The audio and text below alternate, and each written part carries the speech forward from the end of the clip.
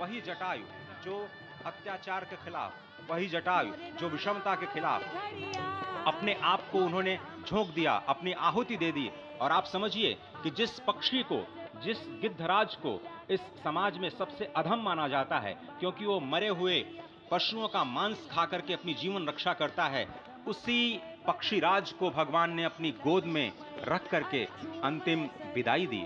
उन्हीं पक्षीराज को अपनी गोद में रख करके भगवान ने वो गति प्रदान की जो उन्होंने अपने पिता स्वयं श्री दशरथ जी को प्रदान नहीं की। वही दशरथ जी जो स्वयं भी मनु के अवतार कहे जाते हैं, वही दशरथ जी जिन्होंने 33,000 वर्षों तक नैमिषारण्य में तपस्या की, मां शत्रुपा के साथ और कौशल्या और दशरथ के रूप में अवतरित हुए भगवान श्री राम को कर्षित कर लिया उन्होंने, लेकिन भगवान श्री राम ने उन्हें वो गति प्रदान नहीं की। उन्हें वो गति प्रदान की जटायु को, उस जटायु को जो पक्षी होते हुए भी उस पक्षी की भी श्रेणी में सबसे निम्नतम श्रेणी में आता है, उसको भगवान श्री राम ने हरि का रूप प्रदान किया। और हरि का रूप जब प्रदान किया तो जटायु हरि रूप में होकर के भगवान श्री राम की स्तुति करते हैं। और संस्कृत में अध्यात्म रामायण में जो अद्भुत स्तुति जो जटायु जी ने की है उसका हम वर्णन करेंगे, लेकिन अभी आप जो तस्वीरें देख रहे हैं उसमें भगवान शिव का जलाभिषेक करते हुए, क्योंकि भगवान शिव माना जाता है कि नरेंद्र मोदी जी के इष्ट भी हैं और लगातार उनका जो लगाव है वो हमारे सामने आता रहा है। भगवान रामेश्वर की पूजा कर रहे हैं प्रधानमंत्री नरेंद्र मोदी, विश्वेश्वर की पूजा कर रहे हैं प्रधानमंत्री नरेंद्र मोदी। निश्चित तौर से लंका पर विजय प्राप्त करने के पहले जब भगवान श्री राम ने राम सेतु का निर्माण किया तो उस समय रामेश्वरम में भगवान विश्वेश्वर की, भगवान रामेश्वर की उन्होंने आराधना की। यह हमारी संस्कृति है जो किसी युद्ध के पहले सेतु बनाने का कार्य करती है।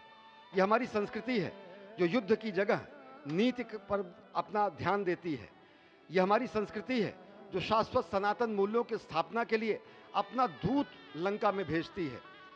और यही हमारी संस्कृति है जो किसी भी तरह से अगर धर्म की स्थापना नहीं होती है तो अंतः स्तर पर, अंतिम स्तर पर धर्म की स्थापना करने के लिए युद्ध का भी वर्णन करती है और कहती है यतः धर्मो ततः विजय, यानी जहां धर्म है वहां जय है। और निश्चित तौर से हमारी ही संस्कृति में कहा गया है धर्मः रक्षति रक्षितः, जो धर्म की रक्षा करता है धर्म उसकी रक्षा करता है। यही हमारी संस्कृति है जो पूरी दुनिया को चकित कर देती है। यही हमारी संस्कृति है जो पूरी दुनिया के सामने ऐसा रूप प्रस्तुत करती है जो सत्यम है, शिवम है, सुंदरम है। भगवान शिव ने के बारे में कहा गया है कि मैं आदि पुरुष निर्भयता का वरदान लिए आया भूपर, पै पीकर सब मरते आए, मैं अमर हुआ लो विष पीकर, अधरों की प्यास बुझाई है मैंने पीकर वह आग प्रखर, अधरों की प्यास बुझाई है मैंने पीकर वह आग प्रखर, हो जाती दुनिया भस्मसात जिसको पल भर में ही छूकर, भय से व्याकुल फिर दुनिया ने प्रारंभ किया मेरा पूजन, मैं नर नारायण नीलकंठ बन गया तो इसमें क्या संशय, हिंदू तनमन हिंदू जीवन हिंदू रग रग मेरा परिचय।